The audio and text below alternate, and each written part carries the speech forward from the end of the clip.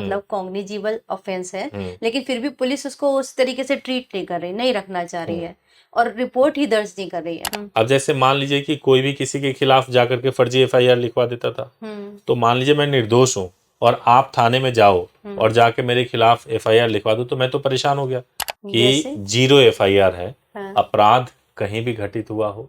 पहले यह महिलाओं को था अधिकार, लेकिन मान लीजिए कि कोई ऐसा अपराध है जिसमें सजा 3 साल से लेकर 7 साल तक की सजा है, तो उसमें डायरेक्टली एफआईआर नहीं होगा, तो उसको बोलते हैं एफआईआर रजिस्टर्ड होना, जो 173 में रजिस्टर्ड होता है। अब मान लीजिए यहाँ से आप गए सूरत में, आप वहां पे मार्केट में घूमते हुए आपका किसी ने पर्स चोरी कर लिया। पहले लोग कंफ्यूज हो जाते हैं कंप्लेंट और एफआईआर में। बाकायदा छोटी मोटी चोरी की घटनाओं को आप ऑनलाइन एफआईआर करा सकते हैं। तो जो ऑनलाइन एफआईआर होगी वो किस तरीके से की जाएगी, उसका कोई एक पोर्टल है?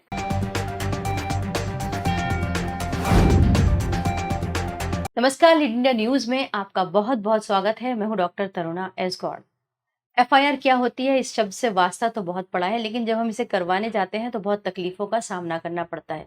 लेकिन इसके कितने टाइप्स होते हैं या क्या एस्पेक्ट्स होते हैं, इन सब पर बात करने के लिए हमारे साथ लीड इंडिया के फाउंडर और सुप्रीम कोर्ट के एडवोकेट श्री सुभाष सिंह सर है। नमस्कार सर। नमस्कार जी सर। पुलिस का नाम वैसे तो सुरक्षा के लिए होता है, लेकिन डर बहुत लगता है अगर हम चाहे रिपोर्ट कराने ही भी जा रहे हो। तो आज का जो टॉपिक है वो एफआईआर है। अगर किसी नॉर्मल व्यक्ति को एफआईआर करानी हो तो वो कैसे कराई जा सकती है? देखिए, अभी जो सीआरपीसी को रिप्लेस करके भारतीय नागरिक सुरक्षा संहिता यानी बीएनएसएस आया है, उसमें प्रोसीजर बताया गया है, उसमें एफआईआर को और भी इजी कर दिया गया है। सबसे पहली चीज तो ये है कि अब आप कहीं से भी एफआईआर कर सकते हैं। नंबर 1 कि 0 एफआईआर है, अपराध कहीं भी घटित हुआ हो। पहले यह महिलाओं को था अधिकार कि अपराध कहीं भी घटित हुआ हो, वो 0 एफआईआर कहीं से भी कर सकते थे। लेकिन अब ऐसा है कि कोई भी व्यक्ति अपराध चाहे जहां भी हुआ हो, आप 0 एफआईआर कर सकते हैं। 0 एफआईआर को थोड़ा सा और एक्सप्लेन करके 0 एफआईआर का मतलब ये होता है कि मान लीजिए पहले ये होता था कि जिस एरिया में अपराध घटित हुआ है, तो आप उसी एरिया में जो है आपको अपना कंप्लेंट करना पड़ेगा। ठीक है। अब मान लीजिए यहाँ से आप गए सूरत में, आप वहां पे मार्केट में घूमते हुए आपका किसी ने पर्स चोरी कर लिया या कुछ ऐसा हो गया, तो आपको सूरत में ही एफआईआर करवाना पड़ेगा, क्योंकि प्लेस ऑफ इंसिडेंट सूरत का है।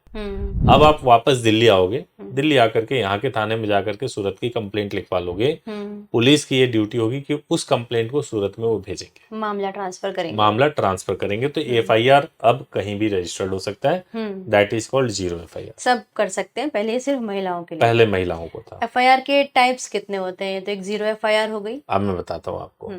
अब एफआईआर को समझना 2 तरीके से है। पहले लोग कंफ्यूज हो जाते हैं कंप्लेंट और एफआईआर में। ठीक है। जो कंप्लेंट होता है यानी नॉन कॉग्निजेबल रिपोर्ट बोलते हैं, एनसीआर बोलते हैं उसको। तो नॉन कॉग्निजेबल रिपोर्ट जो होता है वो एक कंप्लेंट है। ऐसी घटनाएं जो बहुत साधारण होती है, ऐसे इंसिडेंट जो बहुत साधारण है, उसमें एनसीआर होता है, नॉन कॉग्निजेबल रिपोर्ट, यानी कि बहुत संज्ञेय अपराध नहीं है वो। तो एक तो ये हो गया। और एफआईआर तब होता है जो फर्स्ट इंफॉर्मेशन रिपोर्ट बोला जाता है। एफआईआर जब कोई अपराध घटित हो जाए तो उसको बोलते हैं एफआईआर रजिस्टर्ड होना, जो 173 में रजिस्टर्ड होता है। 173 अंडर ब्रैकेट 3 के अंदर एफआईआर रजिस्टर्ड होता है कॉग्निजेबल ऑफेंस में, यानी संज्ञेय अपराध में। अब इसमें भी एक चीज हो गया है, संज्ञेय अपराध जो रजिस्टर्ड होगा बीएनएसएस के तहत वो 173(3) में होगा। लेकिन मान लीजिए कि कोई ऐसा अपराध है जिसमें सजा 3 साल से लेकर 7 साल तक की सजा है, तो उसमें डायरेक्टली एफआईआर नहीं होगा। पहले प्रिलिमिनरी इंक्वायरी होगी। पुलिस को यह अधिकार होगा कि वो 14 दिन के अंदर वो ये जांच करके देख ले कि जो भी आरोप है, जो भी सूचना है, वो सूचना तथ्यात्मक तरीके से सही है या नहीं सही है। अगर वो सही होगा तभी एफआईआर लिखा जाएगा। मतलब मेरे साथ कुछ अपराध हुआ तो मैं थाने जाऊंगी। और वहां पे पुलिस को इन्फॉर्म करूंगी। उसके बाद वो पुलिस उस पे एक्शन लेगी, जांच करेगी 14 दिन। पुलिस 14 दिन तक तुरंत एफआईआर नहीं लिखेगी, वो 14 दिन के पहले तो आपके कंप्लेंट को तुरंत लिखेगी। कंप्लेंट लिखने के बाद से वो जांच करेगी कि जो ये मामला है उसमें अगर सजा जो है 3 से 7 साल तक की सजा है, तो उसको ये अधिकार होगा कि वो 14 दिनों तक जांच कर ले पहले और देख ले कि ये मामला वास्तव में एफआईआर लिखे जाने योग्य है कि नहीं। अच्छा। और उसके बाद से एफआईआर लिखे। ठीक है।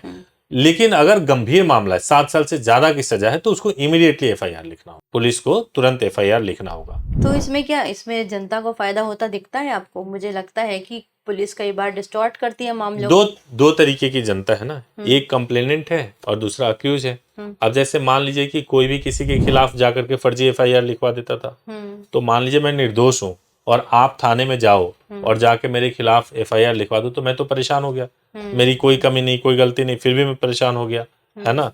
तो अब पुलिस जांच करेगी आपके कंप्लेंट पे, तब एफआईआर लिखेगी। तो मैं अगर दोषी होऊंगा, प्राइमा फेसी दोषी पाया जाऊंगा, तभी मेरे खिलाफ एफआईआर लिखा जाएगा। तो इसलिए ऐसा नहीं है कि आपके कंप्लेंट को तुरंत सुन लिया जाएगा, नंबर 1।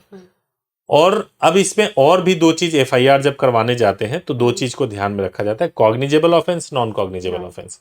कॉग्निजेबल ऑफेंस हमेशा सीरियस मैटर में होता है, जैसे जो भी गंभीर किस्म के अपराध होते हैं, मार देना, सर फोड़ देना। हाँ बिल्कुल बिल्कुल, ये सारे गंभीर किस्म के अपराध होते हैं। और ये जो रजिस्टर्ड होंगे वो बीएनएसएस के 173(3) के तहत होंगे। क्लियर हो गया? ठीक है। एफआईआर कराने के 2 तरीके हैं। एक 0 एफआईआर, मैंने आपको बता दिया कि कहीं भी पुलिस स्टेशन में जाके 0 एफआईआर करा सकते हैं। दूसरा है ई एफआईआर कराना। अच्छा। अब आप अगर मोबाइल चोरी हो गया, छोटी मोटी चोरी की घटनाएं घट गई या कुछ ऐसी चीजें हैं, तो आप ऑनलाइन भी एफआईआर करवा सकते हो। ऑनलाइन ई एफआईआर जिसको जैसे पहले होता था, मान लीजिए कि मेरा सिम खो गया या मोबाइल खो गया, तो अब पुलिस स्टेशन में नहीं अब उससे थोड़ा सा और बढ़ करके कि जो भी नॉन कॉग्निजेबल रिपोर्ट होता है, एनसीआर होता है, उसको आप बकायदा छोटे मोटे चोरी की घटनाओं को आप ऑनलाइन एफआईआर करा सकते हैं। और उस पे जांच होगी, उस पे भी टैट फिक्स किया गया है कि पुलिस, संबंधित पुलिस को कॉल करना पड़ेगा, आपसे पूछताछ करना पड़ेगा, उसको अपनी इंक्वायरी सबमिट करनी पड़ेगी। अच्छा, तो उसको भी एक आईओ अपॉइंट होता है उसमें। ऑनलाइन का भी उतना ही इम्पोर्टेंस होता है। तो ऑनलाइन एफआईआर करने के लिए कहा, बट एक कंडीशन है कि जब आप ऑनलाइन एफआईआर करोगे उसके 3 दिन के अंदर आपको थाने में जाकर के उसको कंफर्म करना होगा कि ये आपने किया हुआ है। अच्छा। हाँ। तो जो ऑनलाइन एफआईआर होगी वो किस तरीके से की जाएगी? उसका कोई एक पोर्टल है या अलग अलग सभी स्टेट के अलग अलग पोर्टल हैं, वहां पे जाकर के कर सकते हैं। पुलिस का पोर्टल होता है। कई बार ऐसा होता है कि है तो हमारा केस एफआईआर का ही, मतलब कॉग्निजेबल ऑफेंस है, लेकिन फिर भी पुलिस उसको उस तरीके से ट्रीट नहीं कर रही, नहीं रखना चाह रही है और रिपोर्ट ही दर्ज नहीं कर रही है। तो ऐसे में क्या करना चाहिए पुलिस? जो मैं आपको प्रोसीजर बता रहा हूँ, मैंने आपको 173(3) बताया। 173(3) के अंदर कॉग्निजेबल ऑफेंस को रजिस्टर्ड किया जाता है बीएनएसएस में। तो अगर मान लीजिए कि पुलिस जो है एफआईआर लिखने से मना कर देती है, तो आपके पास ये अधिकार है कि आप घर बैठे बैठे आप 175(3) के तहत आप एक एप्लीकेशन बनाइए और उस एप्लीकेशन को आप सीधे सीधे एसपी के पास में भेजिए। और एसपी के पास में भेज करके, और अगर एसपी भी उस पर सुनवाई नहीं करते हैं, तो आप इसी सेक्शन के तहत आप कोर्ट में जा सकते हैं और वो कोर्ट में जाकर के 175 में ही आप वहां पे भी कंप्लेंट रजिस्टर्ड करा सकते हैं मजिस्ट्रेट के सामने। जी हाँ। और 223 में एग्जामिन करेंगे मजिस्ट्रेट, और एग्जामिन करके फिर एफआईआर को रजिस्टर्ड करवाने के आदेश देंगे पुलिस को, और फिर मैटर को जो है इन्वेस्टिगेट किया जाएगा, जो भी अपराध हुआ होगा उसके हिसाब से। देखिए, एफआईआर एक बहुत इंपॉर्टेंट चीज होती है, कैसे होती है, क्या करते हैं, सब पे बात की। एक केस को ले जाने के लिए ये बुनियाद होती है केस की, तो स्ट्रॉन्ग पॉइंट्स क्या होते हैं, हम एफआईआर कैसे बनाएं? कभी भी एफआईआर करवाना हो अगर आपको या किसी भी कंप्लेंट को करना हो, तो मेरा सजेशन ये है कि आपको पहले एडवोकेट को कंसल्ट करना चाहिए, क्योंकि पूरा केस एफआईआर पे ही बेस्ड होता है। पूरा केस जो चलता है वो आपके कंप्लेंट के बेसिस पे चलता है। अगर आपने कंप्लेंट में गलती कर दी, आगे उसको मॉडिफाई नहीं किया जा सकता, चेंज नहीं किया जा सकता। जो कंप्लेंट का स्टेटमेंट होता है वही चार्जशीट में भी आता है, वही ट्रायल में भी आता है, सब कुछ उसी के ऊपर आगे होता तक वही चलता है। तो इसलिए कभी भी कंप्लेंट करवाना हो, एफआईआर करवाना हो, तो एडवोकेट से कंसल्ट कर लें। और संज्ञेय मामला हो तो आप सीधे सीधे करा दें, क्योंकि उसमें तो एविडेंट है कि क्या हुआ है। लेकिन अगर छोटे मोटे मामले जो होते हैं उसमें मैनिपुलेशन बहुत होता है ना। कोई व्यक्ति ब्लैकमेल कर रहा है फोन करके, उसमें बहुत मैनिपुलेशन हो सकता है। तो छोटे मामलों में जरूर एडवोकेट को कंसल्ट करके और हेल्प लेकर के तभी करना चाहिए। तो कुल मिला के एक मजबूत एफआईआर अगर करवानी है तो एडवोकेट की राय बहुत जरूरी है। जी जी। आपने एफआईआर के बारे में इतना कुछ जानकारी दिया, उसके लिए आपका बहुत बहुत धन्यवाद। Thank you so much. Thank you so much sir. Thank you. इस वीडियो को लाइक करें, हमारे चैनल को सब्सक्राइब करें। हमारे वीडियो सबसे पहले देखने के लिए बेल आइकन प्रेस करना ना भूलें।